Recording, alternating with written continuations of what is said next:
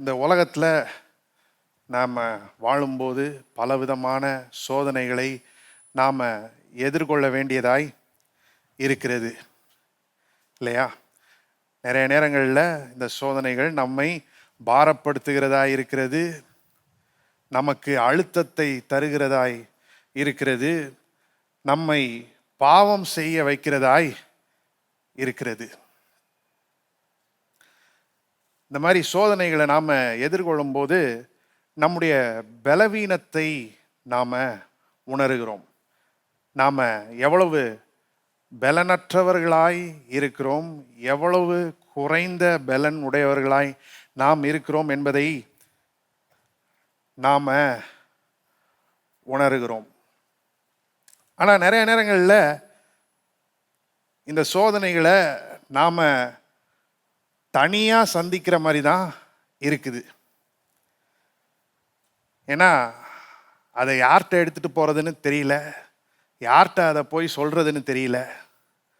அவங்க நம்மளை புரிஞ்சுக்குவாங்களா அப்படின்றது தெரியல.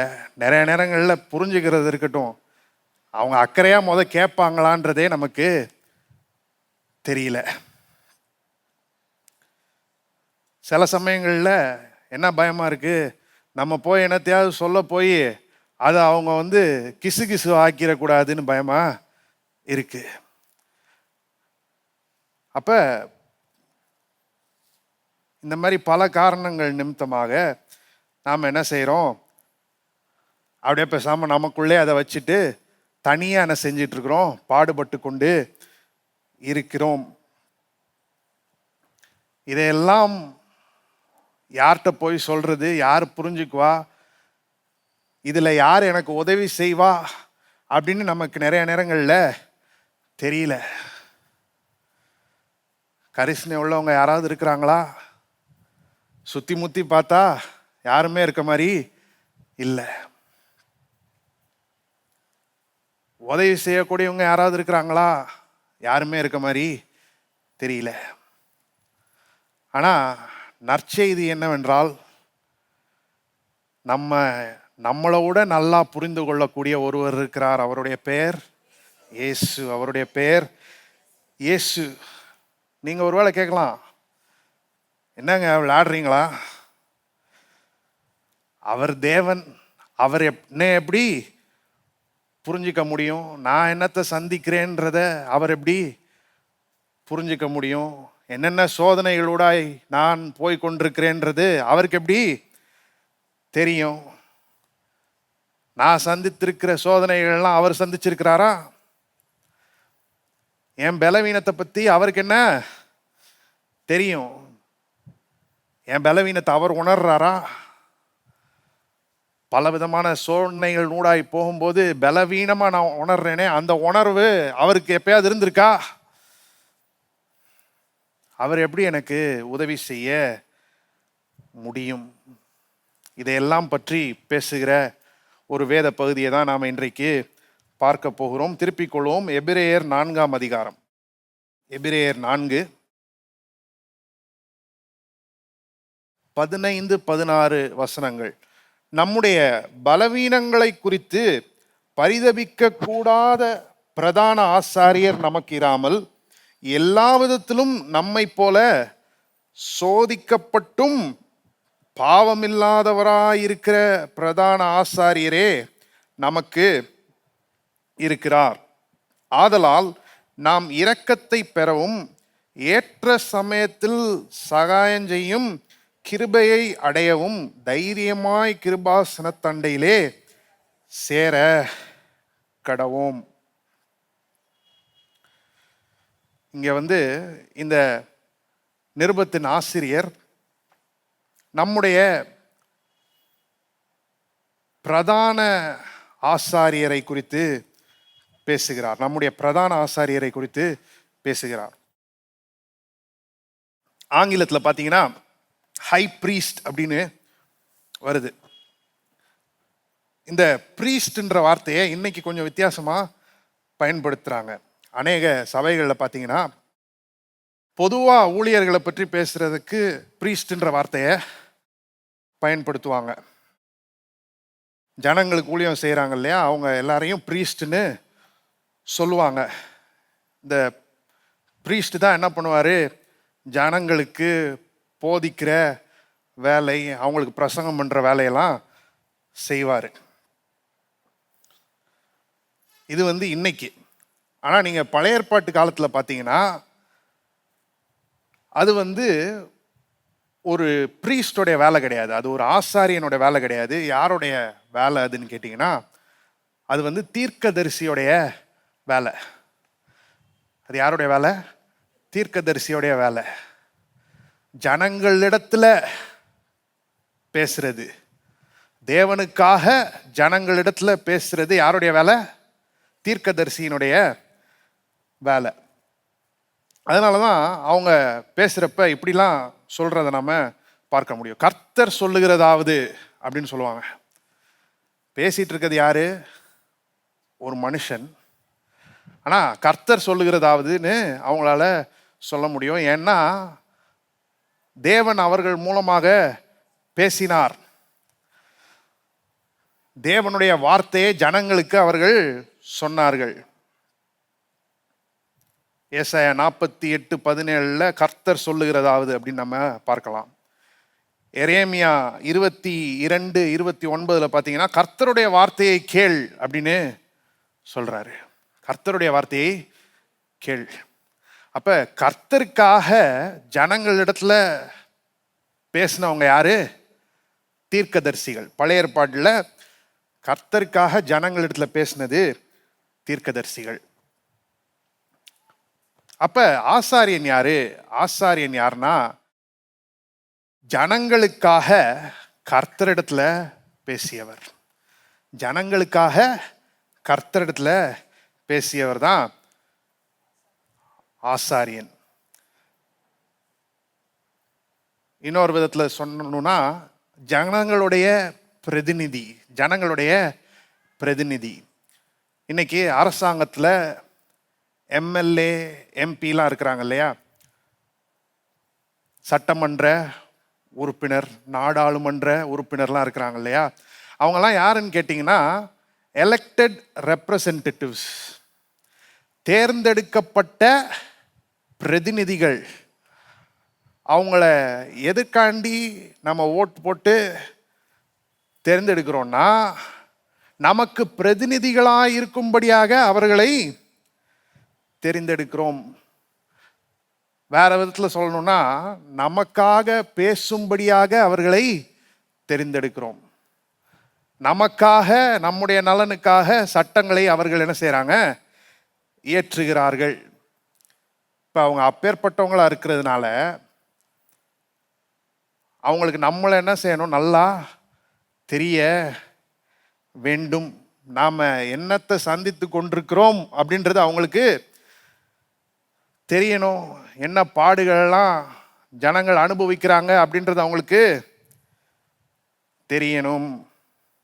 என்ன உதவி நமக்கு தேவைப்படுகிறது அப்படின்றது அவங்களுக்கு தெரியணும். அப்போதான் அவங்க நல்ல பிரதிநிதிகளாக இருக்க முடியும். அப்போ நல்ல பிரதிநிதிகளாக இருக்கிறவங்கள பார்த்தீங்கன்னா ஜனங்கள் மத்தியில் வந்து போவாங்க. எதுக்கு? அவங்களுடைய குறைகளையெல்லாம் கேட்கணும், அவங்களுடைய தேவைகளெல்லாம் அறிந்து கொள்ளணும்,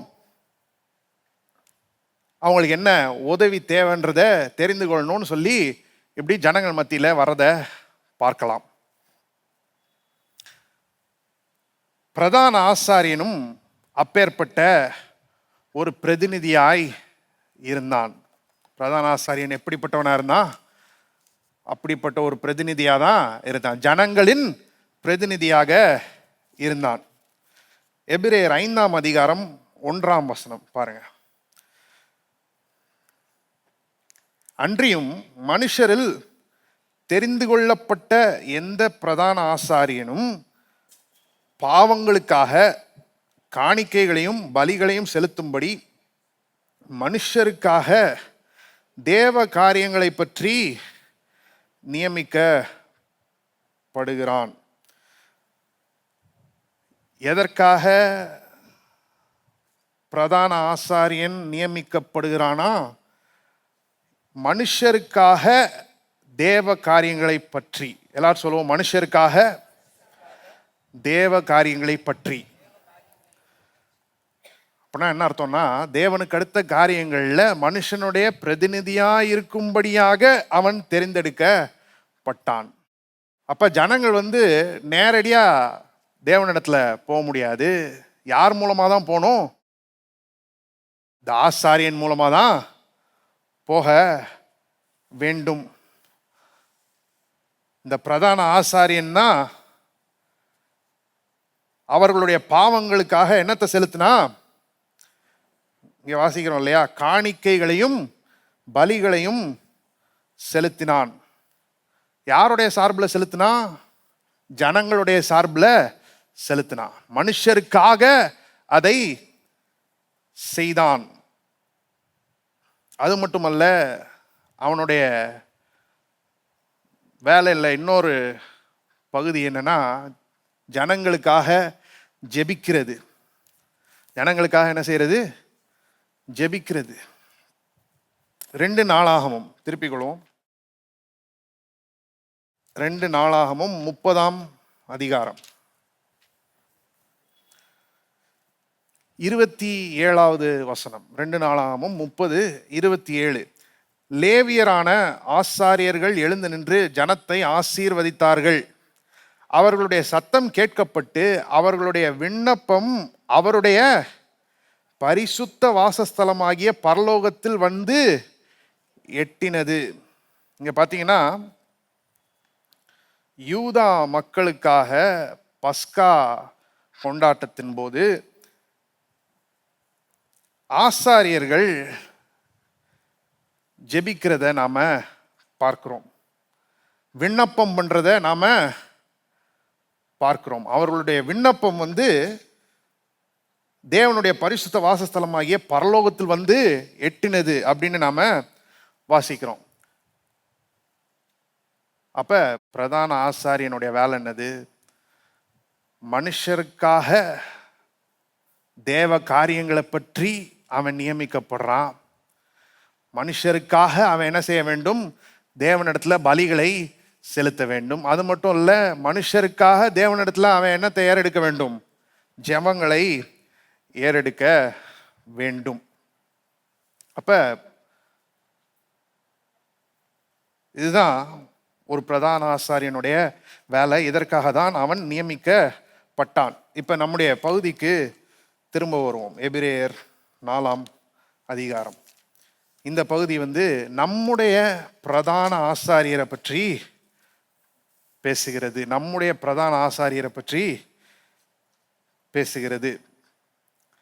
அதாவது தேவனுக்கு முன்பாக நம்முடைய பிரதிநிதியா இருக்கிறவரை பற்றி பேசுகிறது. அவர் யாரு? அவர் இயேசு.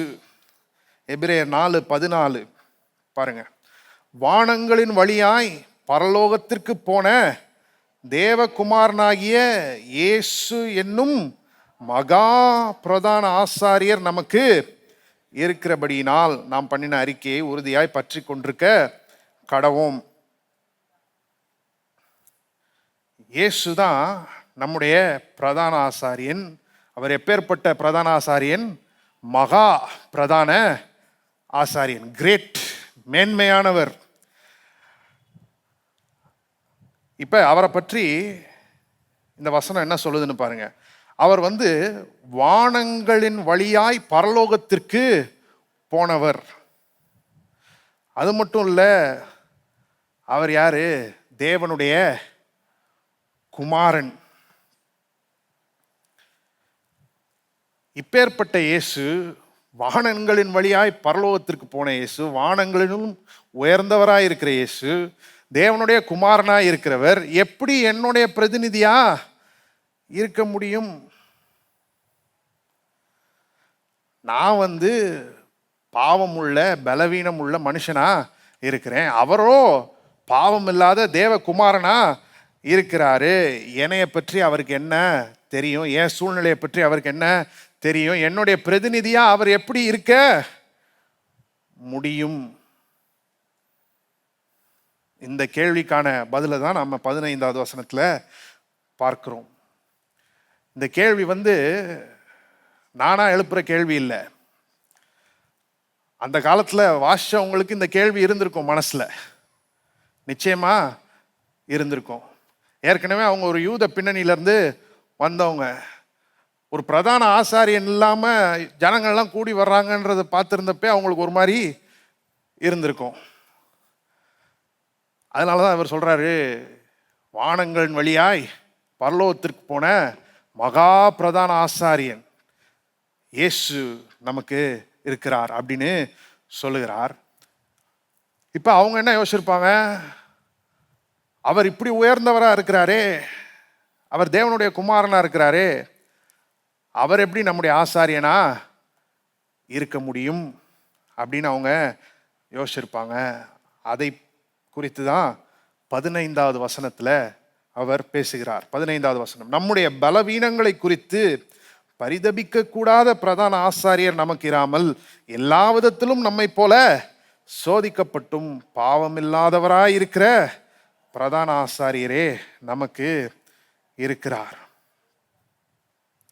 என்ன சொல்றாருங்க? இயேசு நம்முடைய பிரதான ஆசாரியர். வானங்களின் வழியாய் பரலோகத்துக்கு போனவராக இருந்தாலும், தேவனுடைய குமாரனா இருந்தாலும், நம்முடைய பலவீனங்களை குறித்து பரிதபிக்க கூடியவராய் இருக்கிறார். பரலோகத்தில் இருக்கிறாரு உண்மைதான், தேவனுடைய குமாரனா இருக்கிறாரு உண்மைதான். ஆனா பரலோகத்தில் இருக்கிறதுனால நம்மளை விட்டு ரொம்ப தூரமா இருக்கிறாருன்னு கிடையாது. நம்மோட எந்த சம்பந்தமும் அவருக்கு படுறதுக்கு விருப்பம் இல்லைன்னு கிடையாது. நம்ம மேல எந்த கரிசனையும் இல்லைன்னு கிடையாது. அவர் தேவனுடைய குமாரன் தான். அவர் தேவனுடைய குமாரனா இருக்கிறதுனால மனுஷனா இருக்கிறதுனா என்னன்னே அவருக்கு தெரியாதுன்னு கிடையாது. மனுஷருடைய பலவீனம் அவருக்கு புரியாதுன்னு கிடையாது. நீங்க அப்போஸ்தலர் 17ஆம் அதிகாரத்தில் பார்த்தீங்கன்னா, பவுலோட 2 கூட்டத்தார் வாக்குவாதம் பண்றத நாம பார்க்கலாம். சும்மா அந்த ஒரு வசனத்தை மட்டும் வாசி காண்பிக்கிறேன். அப்போஸ்தலர் 17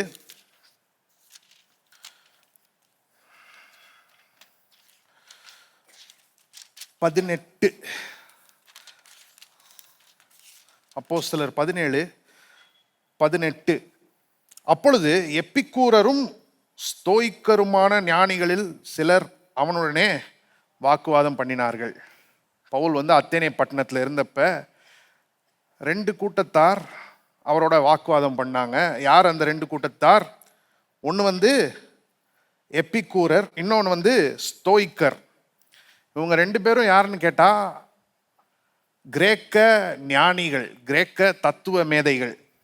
ஆனால் 2 வேற வேற கூட்டத்தார். ஸ்தோயிக்கர் ஒரு கூட்டத்தார், எப்பிக்கூரர் ஒரு கூட்டத்தார். உங்களை பற்றி எதுக்கு சொல்கிறேன்னா, அவங்க கடவுளை பற்றி என்ன நினைச்சாங்க அப்படின்றத நாம் தெரிஞ்சுக்கணும். இந்த ஸ்தோயிக்கர் கடவுளுடைய பிரதானமான குணாதிசயமே ஆப்பத்தியா அப்படின்னு சொன்னாங்க. அப்படின்னா என்ன அப்படின்னு நீங்க கேட்கலாம். ஆப்பத்தியா அப்படின்னா உணர்வுகளால் பாதிக்கப்படாத ஒரு மனநிலை. உணர்வுகளால் பாதிக்கப்படாத ஒரு மனநிலை. எந்த உணர்வும் இந்த குணாதிசயத்தை உடைய நபரை என்ன செய்ய முடியாது? பாதிக்க முடியாது. அந்த குணாதிசயம் தான் கடவுளுக்கு பிரதானமான குணாதிசயமா இருந்தது அப்படின்னு இந்த ஸ்தோயிக்கர் நம்பினாங்க. அவங்க என்ன சொன்னாங்க? எந்த உணர்வும் கடவுளை பாதிக்க முடியும் என்றால் அப்ப மற்றவங்க அவர் என்ன செய்யலாம்? கட்டுப்படுத்தலாம். மற்றவங்க அவர் என்ன செய்யலாம்? ஆட்டி படைக்கலாம். அப்ப அவர் கடவுளாவே இருக்க மாட்டார் அப்படின்னு அவங்க சொன்னாங்க. இப்ப அவங்களுடைய கூற்று என்னது? எந்த உணர்வாலையும் கடவுள் பாதிக்கப்படுகிறவர் அல்ல. எந்த உணர்வாலையும் அவர் அசைக்கப்படுகிறவர் அல்ல அப்படின்னு அவங்க சொன்னாங்க. மனுஷனுடைய நிலை அவரை எந்த விதத்திலையும் என்ன செய்யறது இல்லை, பாதிக்கிறது இல்லை. அவங்க அப்படிதான் நம்பினாங்க. இன்னொரு பக்கம் எப்பிக்கூரர் என்ன நம்பினாங்கன்னா, கடவுள் இன்டர்மண்டியால தான் வாழ்ந்தார். இன்டர்மண்டியானா என்னன்னா, உலகங்களுக்கு இடையிலான இடைவேளியில தான் அவர் வாழ்ந்தார் அப்படின்னு சொன்னாங்க.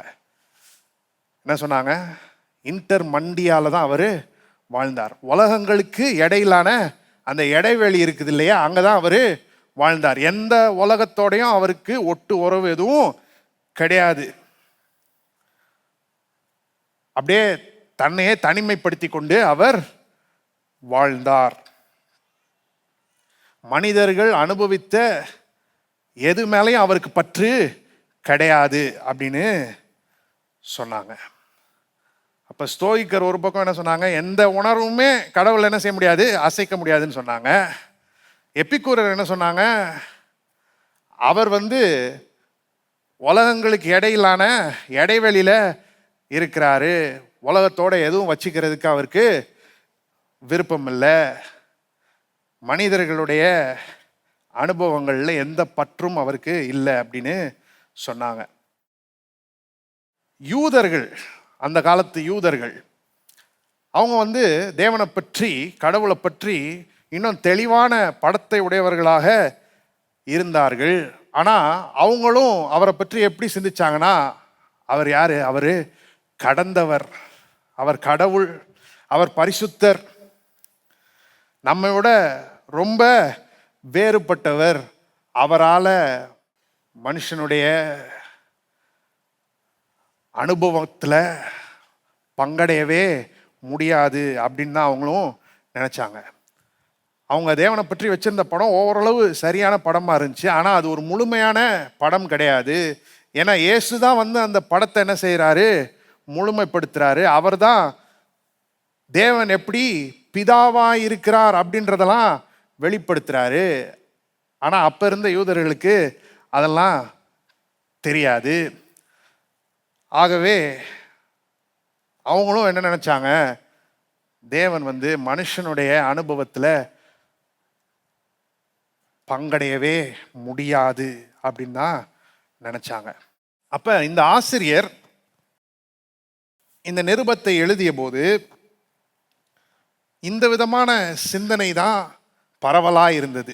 கடவுளை பற்றி இந்த விதமான சிந்தனை தான் பரவலாய் இருந்தது. கிரேக்கர்கள் என்ன நினைச்சாங்க, எந்த உணர்வும் அவர் என்ன செய்ய முடியாது, அசைக்க முடியாதுன்னு நினைச்சாங்க. அவர் மனுஷ உலகத்தை விட்டு தன்னையே தனிமைப்படுத்தி கொண்டிருக்கிறாருன்னு நினைச்சாங்க. யூதர்களும் என்ன நினைச்சாங்க, அவர் பரிசுத்தர், அவர் கடந்தவர், அவரால் மனுஷனுடைய அனுபவத்தில் பங்கடைய முடியாது அப்படின்னு நினைச்சாங்க. அதன் மத்தியிலே எபிரேயர் நிருபத்தை எழுதினவர் என்னன்னு சொல்றாரு, எபிரேயர் 4:15, நம்முடைய பலவீனங்களை குறித்து பரிதபிக்க கூடாத பிரதான ஆசாரியர் நமக்கிராமல் எல்லா விதத்திலும் நம்மை போல சோதிக்கப்பட்டும் பாவம் இல்லாதவராய் இருக்கிற பிரதான ஆசாரியரே நமக்கு இருக்கிறார் அப்படின்னு சொல்றாரு. அப்ப அவர் கரிசனையற்றவர்னு நினைச்சிடாதீங்க, நம்மோட உறவு கொள்ளக்கூடாதுன்னு நினைக்கிறாருன்னு நினைச்சிடாதீங்க. மனுஷனா இருக்கிறதுனா அவருக்கு என்னன்னே தெரியாதுன்னு நினைச்சிடாதீங்க. இவர் எப்பேற்பட்ட பிரதான ஆசாரியர், நம்முடைய பலவீனங்களை குறித்து பரிதபிக்க கூடியவர்.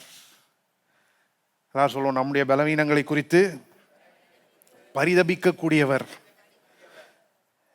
எதை பற்றி பேசுதுன்னா, இயேசுனுடைய பரிதாபம். எல்லாரும் சொல்லுவோம், இயேசுனுடைய பரிதாபம். அப்படின்னா என்னது? இன்னைக்கு பரிதாபம்ன்ற வார்த்தையை ஒரு விதமாக யூஸ் பண்ணுறோம் இல்லையா? இப்போ கண்ணு தெரியாமல் ஒருத்தவங்க ரோட்டில் நின்று பிச்சை எடுத்துட்டு இருக்கிறாங்கன்னு வச்சுக்கோங்க. அவங்கள பார்த்தோன்னே நமக்கு என்ன வருது? ஒரு பரிதாபத்தின் உணர்வு வருகிறது. பார்த்துட்டு என்ன சொல்கிறோம்? ஐயோ பாவம், இப்படி ஆயிடுச்சே, பரிதாபம் அப்படின்னு சொல்லிட்டு போயிடுறோம். நம்மளை பொறுத்த வரையும் பரிதாபம்னா அதுதான். ஆனால் சில சமயங்களில் அதையும் தாண்டி போய் அவங்களுக்கு என்ன செய்கிறோம்? உதவி செய்கிறோம். அவங்களுக்கு பணத்தை கொடுக்குறோம், அல்லது உணவு கொடுக்குறோம், அல்லது என்னத்தையோ கொடுத்து உதவி செய்கிறோம். இந்த பரிதாபத்தில் அதெல்லாம் அடங்கி இருக்குது. ஆனால் பரிதாபம் என்பது அதை பார்க்கலும் மேலான ஒரு காரியம். அது என்னன்னு கேட்டால், அவர்களுடைய பாடுகளில் பங்கேற்கிறது. எல்லாரும் சொல்லுவோம், அவர்களுடைய பாடுகளில் பங்கேற்கிறது. அதுவும் பரிதாபத்தில் உள்ளடங்கி இருக்கிறது. அப்ப நம்முடைய பலவீனங்களை குறித்து பரிதபிக்கக்கூடிய பிரதான ஆசாரியர்னு இயேசுவை பற்றி சொல்றப்ப என்ன அர்த்தம்? நம்முடைய பலவீனங்களை பார்த்து ஐயோ பாவம் அப்படின்னு அவர் சொல்லிட்டு போயிட்டே இருக்கிறவர் கிடையாது. அதுவும் பண்ணுவார். அது மட்டும் இல்லை, நமக்கு உதவியும் செய்வார். உதவி செய்கிறது மட்டும் இல்லை,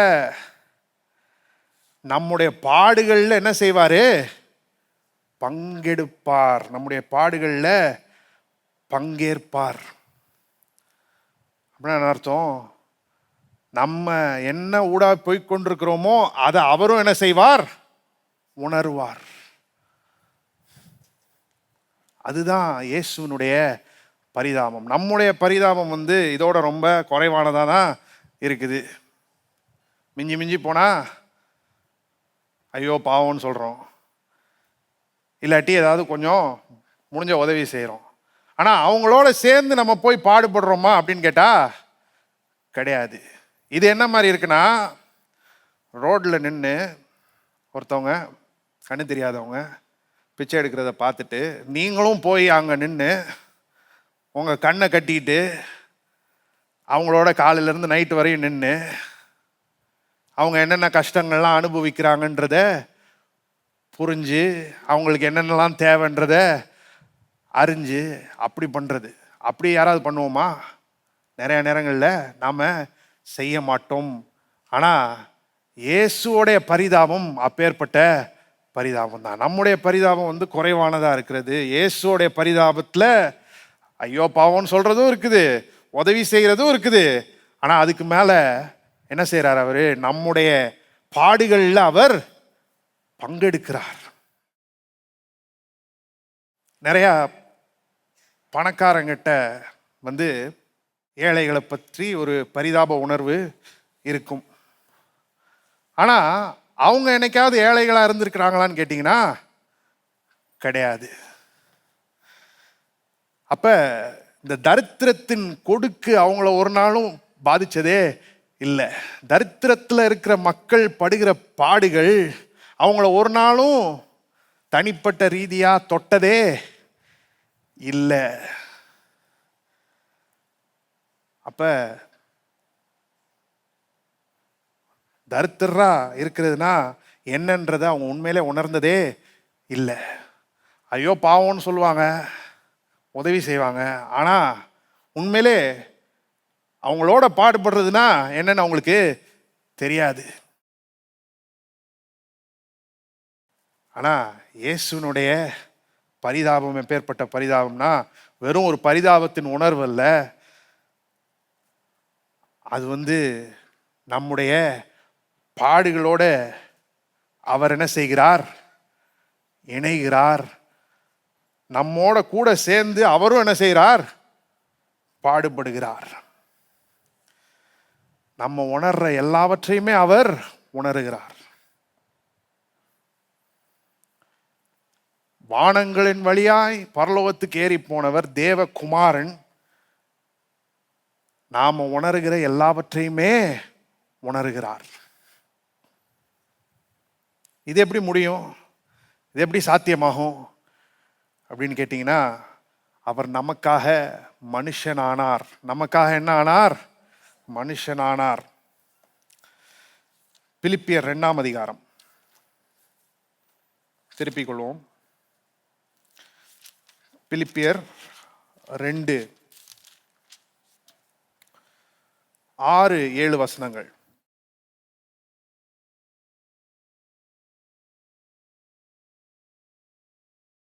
அவர் தேவனுடைய ரூபமாயிருந்தும் தேவனுக்கு சமமாயிருப்பதை கொள்ளையாடின பொருளாக எண்ணாமல் தம்மை தாமே வெறுமையாக்கி அடிமையின் ரூபம் எடுத்து மனுஷர் சாயலானார்.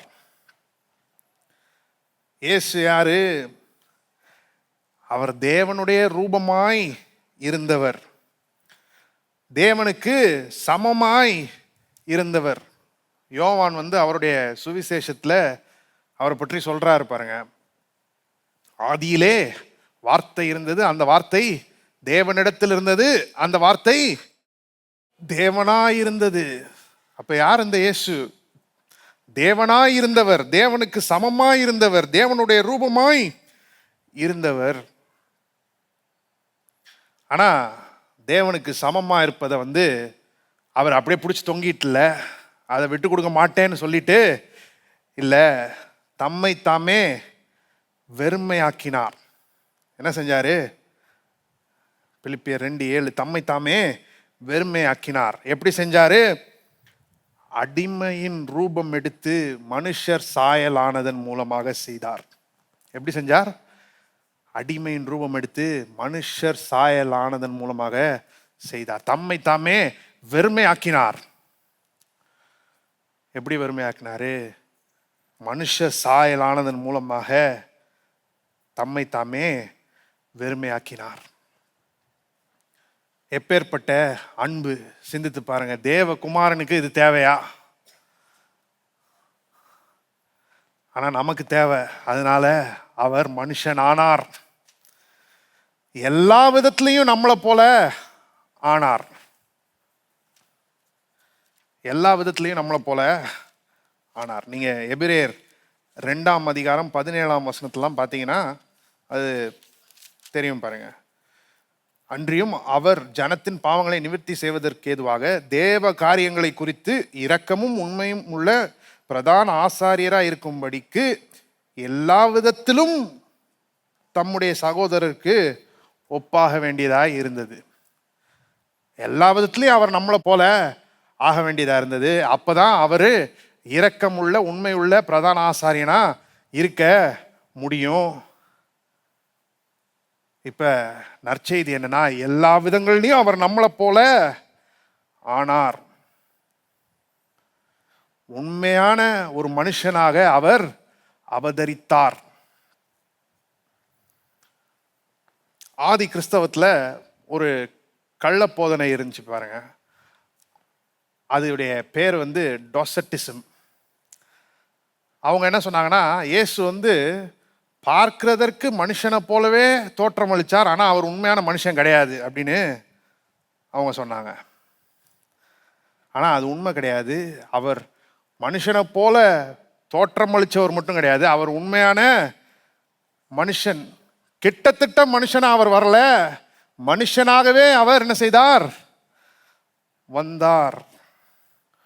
உண்மையான ஒரு மனுஷ சரீரத்தை உடையவராக அவர் வாழ்ந்தார். ஒரு மனதை உடையவராக, உணர்ச்சிகளை உடையவராக அவர் வாழ்ந்தார்.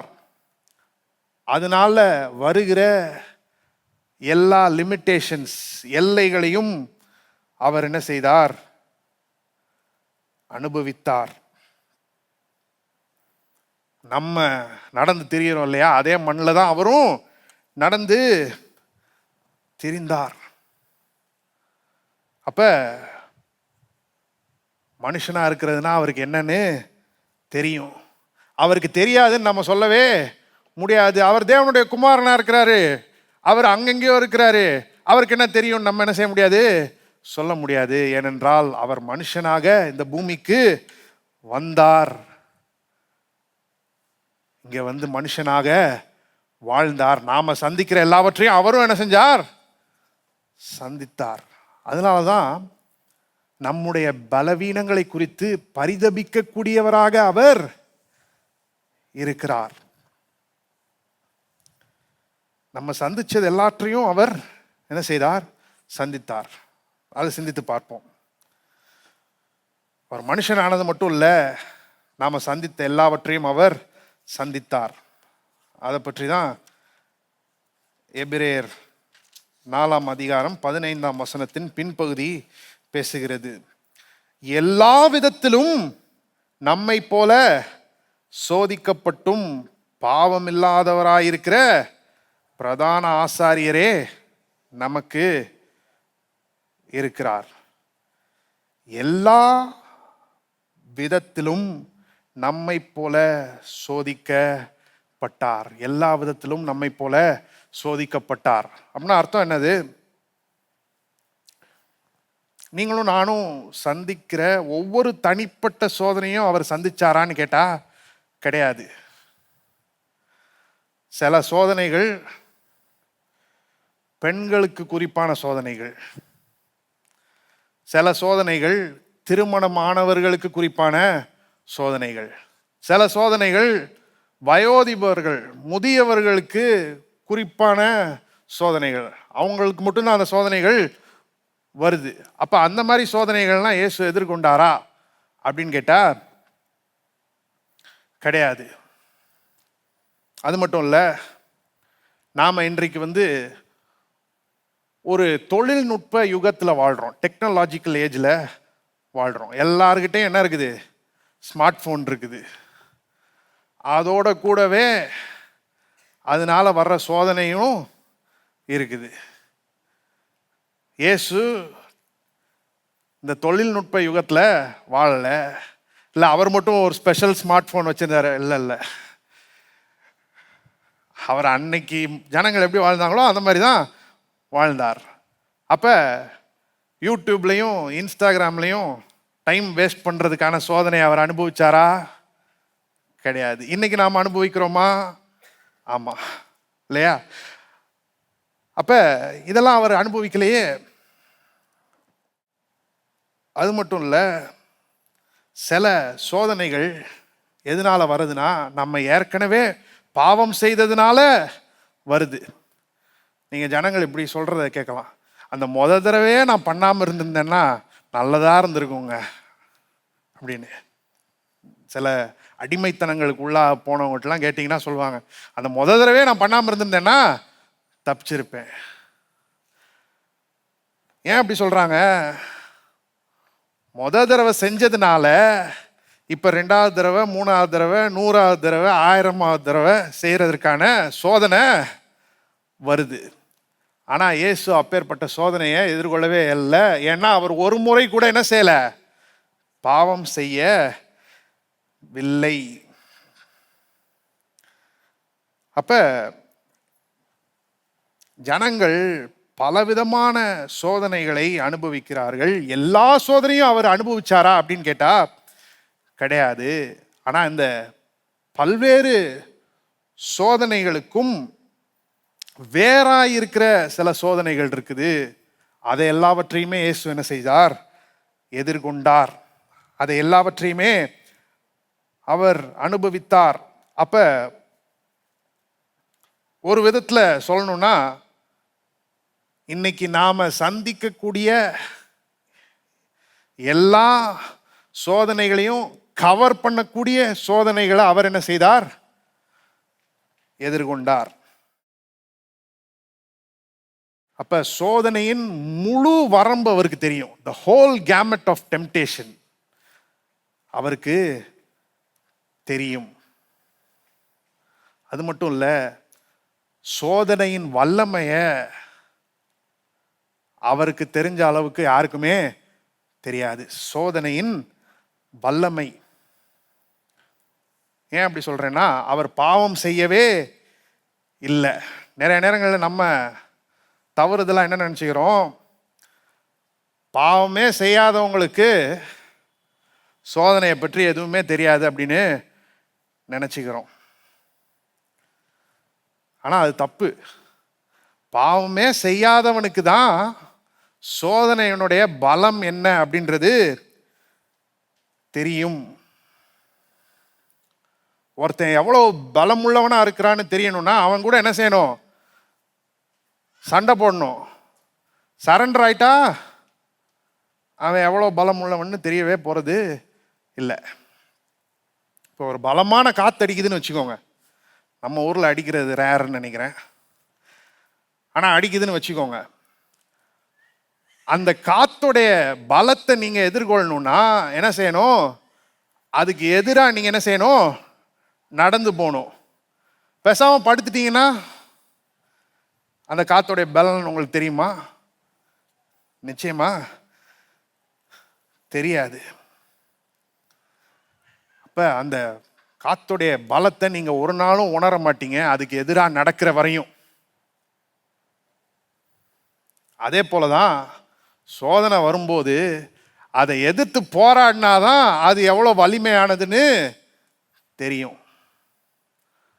சோதனை வந்து 5வது நிமிஷமே விட்டு கொடுத்துட்டா அதனுடைய வலிமை தெரியாது. அதனுடைய வலிமையை கொஞ்சம் தான் நம்ம உணர முடியும். அதே இது 1 மணி நேரம் எதிர்த்து பாருங்க, அதோடைய வலிமை இன்னும் நல்லா உணரலாம். அதே இது 1 நாள் எதிர்த்து பாருங்க, அதோடைய வலிமை இன்னும் பயங்கரமா உணரலாம். அப்ப சோதனை வந்தோடனே பாவம் செய்கிறவனுக்கு சோதனையின் வல்லமை தெரியவே தெரியாது. ஆனால் இயேசுவை பற்றி சிந்தித்து பாருங்க, அவர் ஒரு நாளும் சோதனைக்கு விட்டு கொடுத்ததே இல்லை. சோதனை வந்தனால ஒரு நாளும் அவர் பாவம் செய்ததே இல்லை. வனாந்திரத்தில் அவர் பிசாசினால சோதிக்கப்பட்டார் இல்லையா? 40 நாள் இரவும் பகலும் உபவாசமாக இருக்கிறாரு, ரொம்ப பசியாக இருக்கிறாருன்னு வேற வாசிக்கிறோம். அப்போ வந்து அவன் சொல்கிறான், பிசாசானவன், நீர் தேவனுடைய குமாரனே ஆனால் இந்த கல்லுகள் அப்பங்களாகும்படி சொல்லும் அப்படின்றான். சோதிக்கப்படுறதுக்கு எப்பேற்பட்ட நேரம்னு பாருங்க. சோதனையின் உச்சகட்டமாக இருந்திருக்கும். 40 நாள் சாப்பிடாம இருக்கப்ப இப்படி யாராவது வந்து கேட்டா நம்மளா இருந்தா என்ன செய்வோம்? ஆனா அவர் வந்து முடியாதுன்றாரு. சோதனைக்கு விட்டு கொடுக்கவே இல்லை.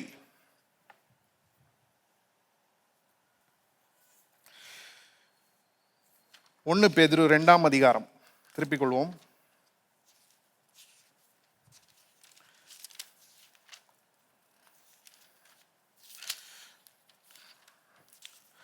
ஒன்று பேதுரு 2:22-23. அவர் பாவம் செய்யவில்லை, அவருடைய வாயிலே வஞ்சனை காணப்படவும் இல்லை. அவர் வையப்படும் போது பதில் வையாமலும் பாடுபடும் போது பயமுறுத்தாமலும் நியாயமாய் தீர்ப்பு செய்கிறவருக்கு தம்மை ஒப்புவித்தார். அவர் எப்படி இருந்தாரு? பாவம் செய்யலை. என்ன பாவம் செய்யலை? இங்கே குறிப்பாக பதில் வையலை, பயமுறுத்தலை. பதில் வையலை, பயமுறுத்தலை. இதை செய்யும்படியாக அவர் சோதிக்கப்பட்டாரா இல்லையா? நிச்சயமாக சோதிக்கப்பட்டார். எப்படி நான் சொல்கிறேன்? ஏன்னா ஒரு மனுஷனாக தான் அவர் அதை என்ன செஞ்சார்? எதிர்கொண்டார். இன்னைக்கு நம்மளை யாராவது வஞ்சாங்கன்னா நம்ம உடனே என்ன செய்யணும்னு நினைப்போம்? பதிலுக்கு பதில் செய்யணும், பதில் பயணும்னு நினைப்போம் இல்லையா? அந்த சோதனை வருதா இல்லையா? சர்ச்சில் உட்காந்துருக்கிறதுனால நம்ம அப்படியே இருக்கிறோம். வெளியே போய் பார்த்தா தான் தெரியும் இல்லையா? உங்களையும் சொல்கிறேன், என்னையும் சொல்கிறேன்.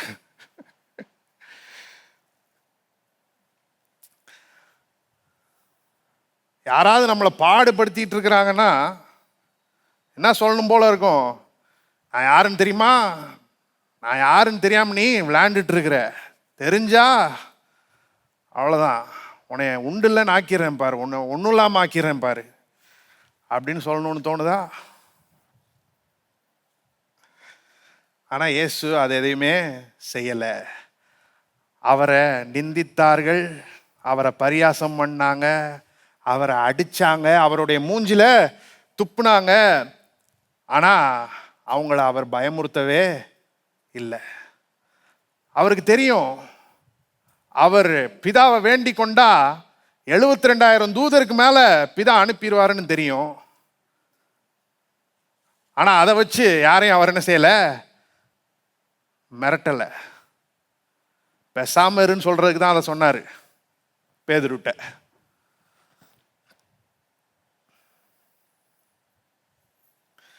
அப்ப பதில் வையல, பயமுறுத்தல. ஏனென்றால் தேவனுடைய சித்தத்தை செய்யும்படியாக விரும்பினார். சோதனையில மாட்டி பாவம் செஞ்சிடக்கூடாது. அப்ப அவர் வந்த நோக்கமே வீணாகிவிடும். பழுதற்ற மாசற்ற ஆட்டுக்குட்டியா அவர் பலியிடப்பட முடியாது.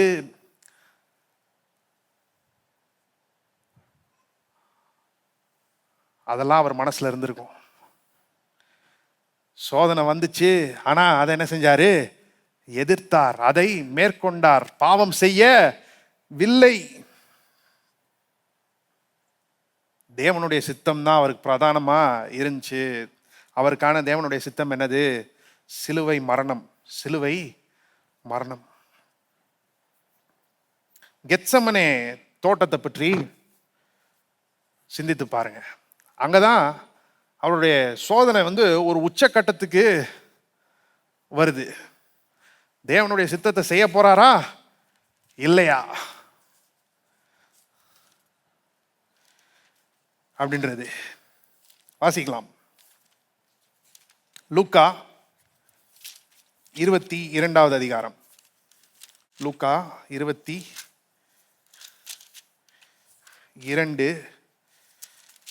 41 44 வசனங்கள்.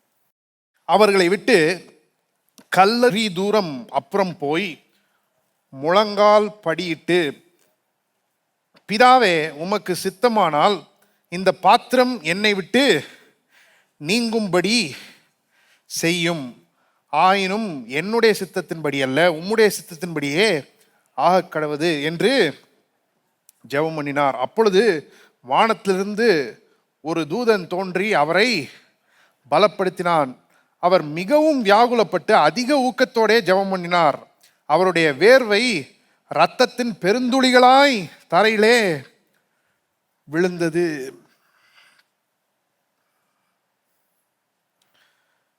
இங்க சிலுவைக்கு போறாரா இல்லையா, அதை பற்றிய சோதனை. இதுதான் அவர் அனுபவித்த சோதனையின் உச்சகட்டம் நம்ம சொல்லலாம்.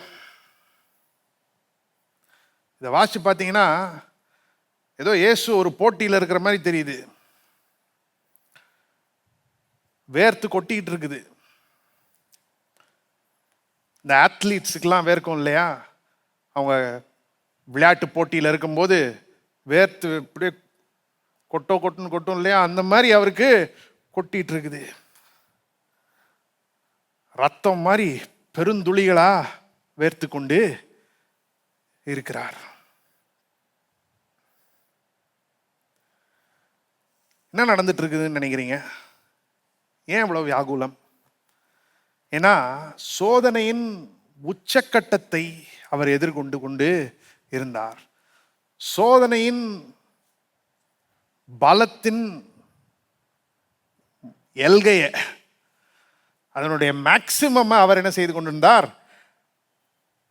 அனுபவித்துக் கொண்டு இருந்தார். அதனாலதான் அவ்வளவு வியாகுலம். ஒரு போட்டியில் அவர் கலந்துட்டு இருக்கிற மாதிரி அவருக்கு வேர்த்து கொட்டுன்னு கொட்டிட்டு இருக்கு. ஏன்? ஏன்னா சோதனை அப்படி இருக்குது, அந்த லெவல்ல இருக்குது. ஆனாலும் அவர் என்ன செய்யல, அதுக்கு விட்டு கொடுக்கவே இல்லை. அவர் பாவம் செய்யவே இல்லை. பிதாவின் சித்தத்தின்படி சிலுவையிலே என்ன செஞ்சார்? மரித்தார். சிலுவையிலே மரித்தார். அப்ப இந்த இயேசுதான் சோதனைக்கு விட்டு கொடுக்காத ஒரே மனுஷன், சோதனைக்கு விட்டு கொடுக்காத ஒரே மனுஷன். மற்ற எல்லாரும் சோதனைக்கு விட்டு கொடுத்திருக்கிறோம். எல்லாரும் பாவம் செய்து தேவ மகிமையற்றவர்கள் ஆனோம் இல்லையா? ஆனா இவர் மட்டும் சோதனைக்கு விட்டு கொடுத்ததே இல்லை. ஆகவே சோதனையினுடைய முழு வலிமை இவருக்கு தான் தெரியும். சோதனைனா என்னன்றதனுடைய முழு அர்த்தம் இவருக்கு தான் தெரியும். அவர் பாவம் செய்யவில்லை என்றதும் ரொம்ப முக்கியம். மேக்சிமம் அவர் என்ன செய்தார்? சோதிக்கப்பட்டார். எவ்வளவு சோதிக்கப்பட முடியுமோ, ஒரு மனுஷனால எவ்வளவு சோதிக்கப்பட முடியுமோ அவ்வளவு சோதிக்கப்பட்டார். ஆனா அவர் என்ன செய்யல? பாவம் செய்யல. பாவம் செய்யல. எல்லாரும் சொல்லுவோம், பாவம் செய்யல. பாவம் இல்லாதவராய் இருக்கிறார். அதுவும் ரொம்ப முக்கியம். ஏன்னா அதனாலதான் நம்முடைய பலவீனங்களை குறித்து பரிதபிக்க கூடியவராய் அவர் இருக்கிறார். நம்ம சில சமயம் இப்படி நினைக்கலாம், நான் சோதிக்கப்பட்டேன், நான் பாவம் செஞ்சிட்டேன், ஆனா அவரோ பாவம் செய்யவே இல்லை. அப்ப என் நிலைமை அவருக்கு எப்படி புரியும்? ஒரு தடவையாச்சும் பாவம் செஞ்சிருந்தார்னா என் நிலைமை அவருக்கு புரியும். என்னை இன்னும் நல்லா அவரு புரிஞ்சுக்குவாரு. என் பலவீனத்தோட இன்னும் நல்லா பரிதபிப்பாரு. ஆனா ஒரு தடவை கூட பாவம் செய்யலையே, அப்புறம் எப்படி அவரால் என்னைய புரிஞ்சிக்க முடியும் அப்படின்னு நம்ம சில சமயம் நினைக்கிறோம். ஆனா அது தப்பு பாருங்க. ஏனென்றால் பாவம் என்ன செய்யுது? இருதயத்தை கடினப்படுத்துகிறது. பாவம் என்ன செய்யுது? இருதயத்தை கடினப்படுத்துகிறது. அப்ப இயேசு ஒரு தடவை பாவம் செஞ்சிருந்தா கூட நம்முடைய பலவீனங்களை குறித்து பரிதபிக்கக்கூடிய அந்த தன்மை இல்லாம தான் போயிருக்கும், குறைஞ்சுதான் போயிருக்கும், இன்னும் மேம்பட்டிருக்காது நிச்சயமா. அப்ப அவர் பாவம் இல்லாதவரா இருக்கிறாரு. ஆகவே நம்முடைய பலவீனங்களை குறித்து பரிதபிக்க கூடியவரா அவர் இருக்கிறார். எவ்வளவு சோதிக்கப்பட முடியுமோ சோதிக்கப்பட்டார், ஆனா பாவம் செய்யல. அதனால நம்முடைய பலவீனங்களை குறித்து பரிதபிக்கிறதற்கு அவரை போல சிறந்த ஒரு நபர் இல்லவே இல்லை. இன்னைக்கு நீங்க என்ன உணர்றீங்க? நீங்க என்ன உணர்ந்தாலும் அதை அவரும் என்ன செய்கிறார்? உணர்கிறார். பரலோகத்தில் இருக்கிறாரு, தேவனுடைய குமாரனா இருக்கிறாரு. ஆனா நீங்க என்ன உணர்றீங்களோ அதை அவரும் என்ன செய்கிறார்? உணர்கிறார். ஏன் அப்படி சொல்றேன்? மனுஷனா இந்த பூமியில பிறந்தவர் தன்னுடைய மனுஷ தன்மையை விட்டு கொடுக்கவே இல்லை. சரீர பிரகாரமாக தான் அவரு பரமேறினார். இன்றைக்கும் பிதாவின் வலது பார்சத்துல ஒரு மனுஷனாக தான் வீற்றிருக்கிறார். அவருடைய மனித தன்மையை அவர் விட்டு கொடுக்கல. என்றென்றைக்குமாய் நம்முடைய மனித தன்மையை அவருடைய தெய்வீகத்தோட தெய்வத்துவத்தோட இணைத்து விட்டார். ஆகவே இன்னைக்கும் அவரால் என்ன செய்ய முடியும்? நாம உணர்றத உணர முடியும். அதை எப்படி சொல்லலாம்னா சிம்பத்தட்டிக் ரெசோனன்ஸ்னு சொல்லலாம். சிம்பத்தட்டிக் ரெசோனன்ஸ்னா,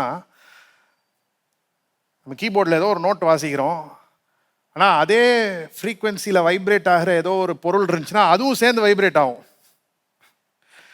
நம்ம அந்த பொருளை எதுவுமே பண்ணியிருக்க மாட்டோம், இதை வாசிச்சாலே அது என்ன செய்யும்? வைப்ரேட் ஆகும். அந்த மாதிரி நம்ம இங்கே அனுபவிக்கிறப்ப அவரும் என்ன செய்கிறார்? அனுபவிக்கிறார். நம்ம இன்னைக்கு என்ன ஊடாய் கடந்து போய் கொண்டிருக்கிறோம், அது அவருக்கு தெரியாதுன்னு மட்டும் நினைச்சிடாதீங்க. அவருக்கு நல்லா தெரியும். ஏன்னா அவர் மனுஷனா வந்தாரு, மனுஷனா வாழ்ந்தாரு, மனுஷனா நடந்து தெரிஞ்சாரு. அவருக்கு தெரியாதுன்னு கிடையவே கிடையாது. நல்லா தெரியும் அவருக்கு. நான் சொல்ல நல்லா தெரியும். இப்படிப்பட்ட ஒரு பிரதான ஆசாரியர் தான் நமக்கு இருக்கிறாரு. நம்ம விட்டு தூரமானவர் கிடையாது. நம்முடைய நிலைமையை பற்றி எந்த அறிவும் இல்லாதவர் கிடையாது. நம்மோட வந்து வாழ்ந்து நாம் அனுபவித்த காரியங்களை அனுபவித்து நாம சோதிக்கப்பட்டது போலவே எல்லா விதத்திலையும் சோதிக்கப்பட்டவர். அவர் தான் நம்முடைய பிரதான ஆசாரியர். இப்ப 16வது வசனம்.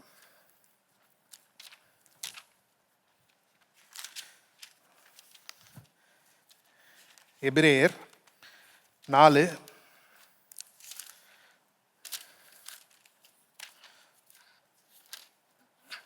16வது வசனம். ஆதலால் நாம் இரக்கத்தை பெறவும் ஏற்ற சமயத்தில் சகாயம் செய்யும் கிருபையை அடையவும் தைரியமாய் கிருபாசன தண்டையிலே சேரக்கடவும். இப்ப நாம் என்ன செய்யணும்? இப்பேற்பட்ட பிரதான ஆசாரியர் நமக்கு இருக்கிறாரு, தேவனுடைய குமாரனா இருக்கிறாரு.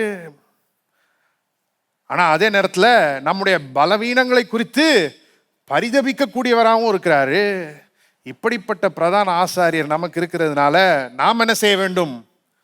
கிருபாசன தண்டை சேர வேண்டும். எல்லாரும் சொல்லுவோம், கிருபாசன தண்டை சேர வேண்டும். இந்த கிருபாசனம்ன்றது என்னதுன்னா, இது தேவனுடைய சிங்காசனம்.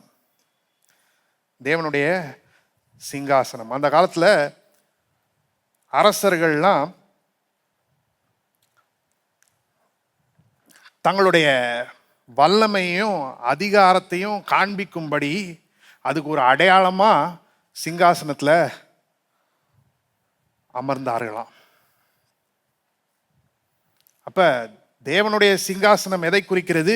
அவருடைய வல்லமை, அவருடைய அதிகாரம் எல்லாவற்றையும் குறிக்கிறது. ஆனா அதே நேரத்தில் இது எப்பேற்பட்ட ஆசனமா இருக்கிறது? இது கிருபையின் ஆசனமா இருக்குது, கிருபாசனமா இருக்குது. கிருபையின் ஊற்றாக அவருடைய சிங்காசனம் இருக்கிறது. அங்கிருந்து கிருபை புறப்பட்டு வருகிறது. இப்ப இந்த சிங்காசனத்துக்கிட்டக்க நம்ம என்ன செய்யணும்? கிட்டி சேரணும், சேர கடவோம் என்று இங்கே நாம வாசிக்கிறோம்.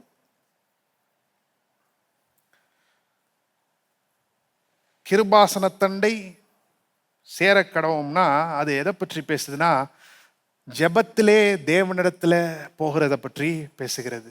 நான் சொல்லுவோம், ஜெபத்திலே தேவனிடத்துல போகிறத பற்றி பேசுகிறது. இப்ப கிருபாசனத்தண்டை சேர கடவோம்னு சொன்னா என்ன அர்த்தம்? ஜெபத்திலே தேவனிடத்துல சேர கடவோம், ஜெபத்துல தேவனிடத்துல வர கடவோம் அப்படின்னு அர்த்தம்.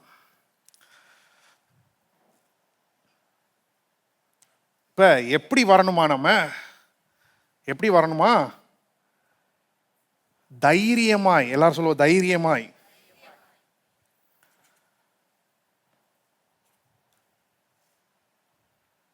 ஒரு அரசனுடைய சிங்காசனத்துக்கு முன்னாடி வர்றதுன்றது ஒரு பயமுறுத்துற காரியமா இருந்தது. ஏன்னா ஜனங்கள் அதை செஞ்சப்ப அவனுடைய தயவுல தான் அவங்க இருந்தாங்க. அவங்களுடைய வாழ்வும் சாவும் அவனுடைய கையில தான் இருந்துச்சு. அதனால சிங்காசனத்துக்கு வர்றதுன்னா யாரும் தைரியமாலாம் வரமாட்டாங்க, பயந்து பயந்து தான் என்ன செய்வாங்க? வருவாங்க. ஆனா இந்த நிருபத்தின் ஆசிரியர் என்ன சொல்றாரு? தேவனுடைய சிங்காசன தண்டை எப்படி வரக்கடவும்? தைரியமாய் வரக்கடவும், தைரியமாய் சேரக்கடவும் என்று சொல்லுகிறார். இந்த தைரியம் எதன் அடிப்படையில் உள்ள தைரியம் அப்படின்னு கேட்டால், நாம் யாருன்ற அடிப்படையில் கிடையாது. நாம் யாருன்ற அடிப்படையில் வந்தோன்னா நம்ம ஒரு நாளும் தைரியமாக வரவே முடியாது, பயந்துட்டே தான் வரணும். ஆனால் நம்ம தைரியமாக வரலாம். எதன் அடிப்படையில் தைரியமாக வரலாம்? நம்முடைய பிரதான ஆசாரியர் யாராயிருக்கிறார் என்கிற அடிப்படையில் நாம் என்ன செய்யலாம்? தைரியமாக வரலாம்.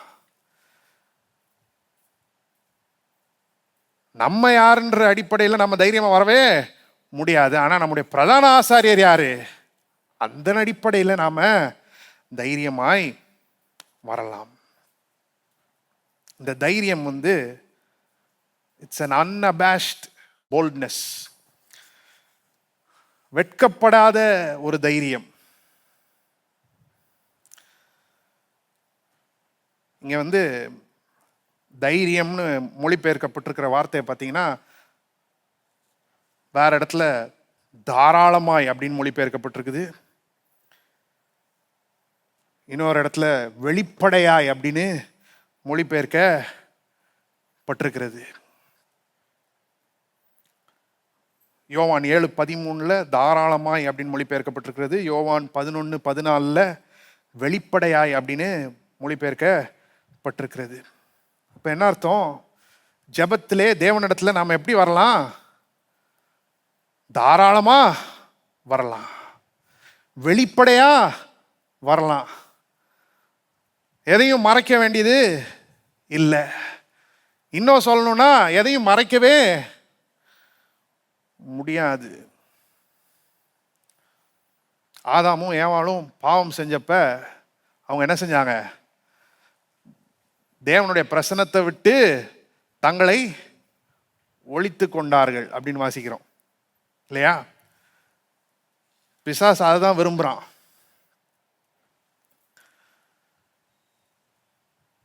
எதுவா இருந்தாலும் கிருபாசனத்தண்ட போயிடாத, அதை உனக்குள்ளேயே வச்சிக்கோ, அதை அப்படியே அமுக்கிக்கோ, மறைச்சிக்கோ அப்படின்னு சொல்றான். தேவனுடைய பிரசன்னத்தை விட்டு விலகி ஓடிருன்னு சொல்றான். ஆனா வேதம் என்ன சொல்லுகிறது? தைரியமாய், தாராளமாய், வெளிப்படையாய், எந்த வெட்கமும் இல்லாம கிருபாசனத்தண்டை சேரக்கடவும். தேவனண்டை ஜெபத்திலே வரக்கடவும். அப்ப இன்றைக்கு நாம என்ன செய்யக்கூடாது? வெட்கப்பட கூடாது. தைரியமா வரணும், வெளிப்படையா வர வேண்டும். வரும்போது என்னத்தை பெற்றுக்கொள்கிறோம்? இரக்கத்தை பெற்றுக்கொள்கிறோம். என்னத்தை பெற்றுக்கொள்கிறோம்? இரக்கத்தை பெற்றுக்கொள்கிறோம். யாருக்கு தாங்க இரக்கம் தேவையில்லை? எல்லாருக்கும் இரக்கம் தேவை. நம்முடைய கடந்த கால பாவங்கள், தப்பிதங்கள், நம்முடைய துயரங்களுக்கு என்ன தேவை? இரக்கம் தேவை. நற்செய்தி என்னன்னா, இங்க இரக்கத்தை நாம பெற்றுக்கொள்கிறோம். கிருபாசனத்தண்டை நாம சேரும்போது இரக்கத்தை நாம பெற்றுக்கொள்கிறோம். இரக்கம் கிடைக்காதுன்னு நம்ம நினைச்சோம்னா, அப்பேற்பட்ட நபர்கிட்ட எதையுமே சொல்றதுக்கு நமக்கு ரொம்ப தயக்கமாக தான் இருக்கும் இல்லையா? நடந்ததை சொன்னோன்னு வச்சுக்கோங்க, அவங்க என்ன சொல்லுவாங்க? என்ன செஞ்ச அப்படின்வாங்க. அதோட அவ்வளோதான், ஏன்டா சொன்னோன்னு ஆயிரும்.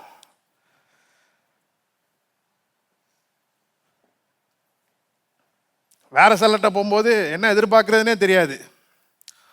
ஒரு நாள் அப்படியா அப்படின்வாங்க, இன்னொரு நாள் என்னத்தையாவது பறக்க விட்டுட்டு இருப்பாங்க, அவங்க பாட்டுக்கு தூக்கி அடிச்சிருவேன்னுவாங்க.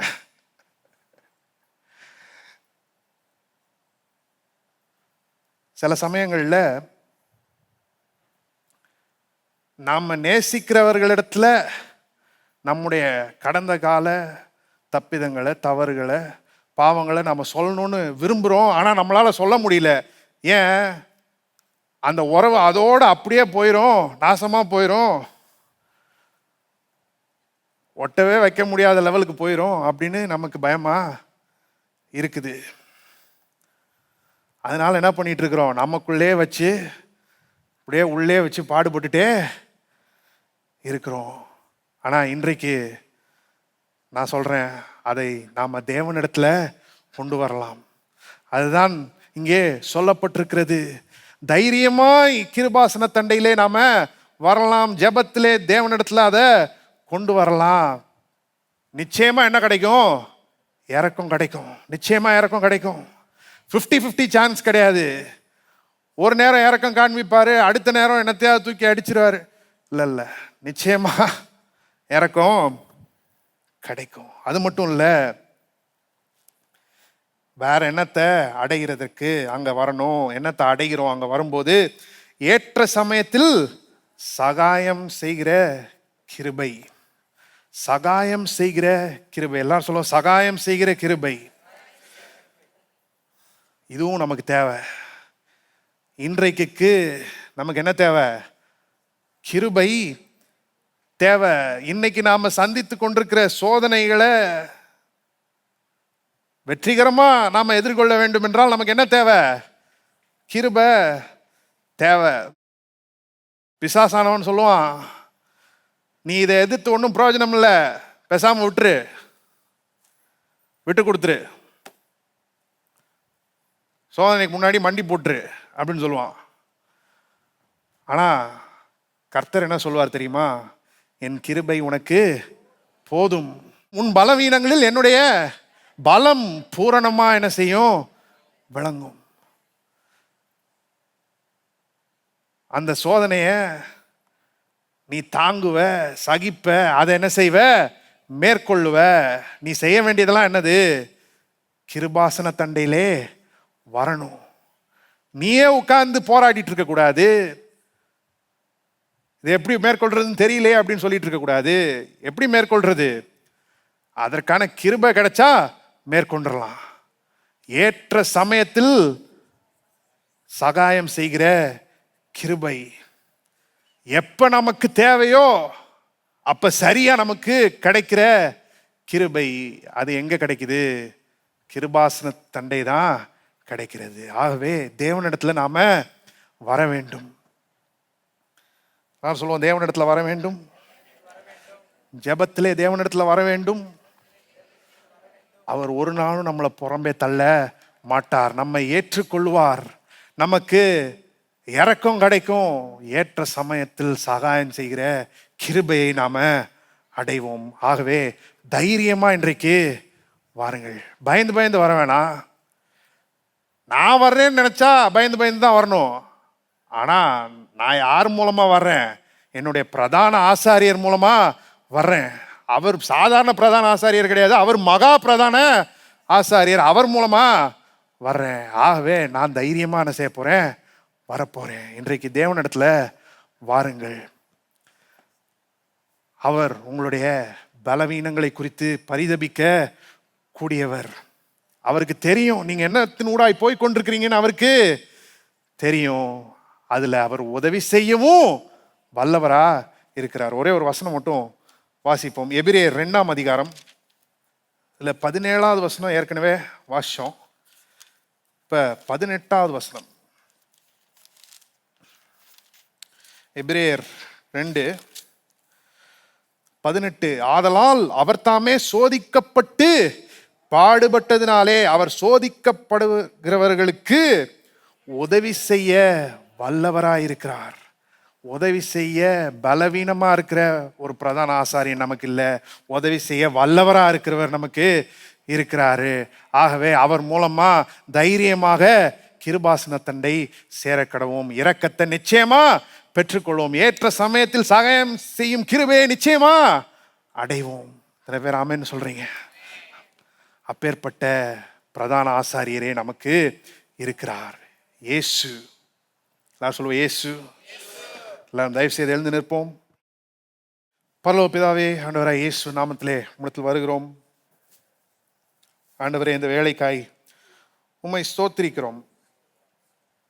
நீர் வானங்களின் வழியாக பரலோகத்துக்கு போனவர், வானங்களிலும் உயர்ந்தவர், தேவனுடைய குமாரன். ஆனாலும் எங்களுடைய பலவீனங்களை குறித்து பரிதபிக்கக்கூடியவராய் நீர் இருக்கிறீர். எல்லா விதத்திலும் எங்களைப் போல சோதிக்கப்பட்டும் பாவம் செய்யாதவராக இருக்கிறீர். ஆகவே எங்களுக்கு உதவி செய்ய வல்லவராக இருக்கிறீர். எங்களுக்கு பர்ஃபெக்டான பிரதிநிதியாக நீர் இருக்கிறீர் ஆண்டவரே. மூலமாக இன்றைக்கு தேவன் நண்டை சேர எங்களுக்கு உதவி செய்யும். கிருபாசன தண்டை சேர உதவி செய்யும். அங்கே இரக்கத்தையும் ஏற்ற சமயத்தில் சகாயம் செய்யும் கிருபையும் அடையும்படியாக நீரே கிருபை தாரும். எங்களை எல்லாரையும் காத்து வழி நடத்தும். உம்முடைய நாமத்தின் மகிமைக்காக சோதனையை ஜெயிக்கிறவர்களாக நாங்கள் இருக்க வேண்டும் ஆண்டவரே. சோதனைக்கு முன்பாக விழுந்து மண்டிட்டு புரண்டு அப்படி இருக்கக்கூடாது, மேற்கொள்ளுகிறவர்களாக இருக்க வேண்டும் ஆண்டவரே. நீர் அப்படி எங்களை மாற்ற வல்லவராயிருக்கிறீர். சோதிக்கப்படுகிறவர்களுக்கு உதவி செய்ய வல்லவராயிருக்கிறீர். அப்பேற்பட்ட பிரதான ஆசாரியரே எங்களுக்கு இருக்கிறார். இன்றைக்கு அதை எண்ணி பார்த்து மேன்மை பாராட்டுகிறோம். எல்லா துதி கன மகிமையை செலுத்துகிறோம். ஆண்டவராய் இயேசுவின் நாமத்தில் ஜெபிக்கிறோம். ஆமென்.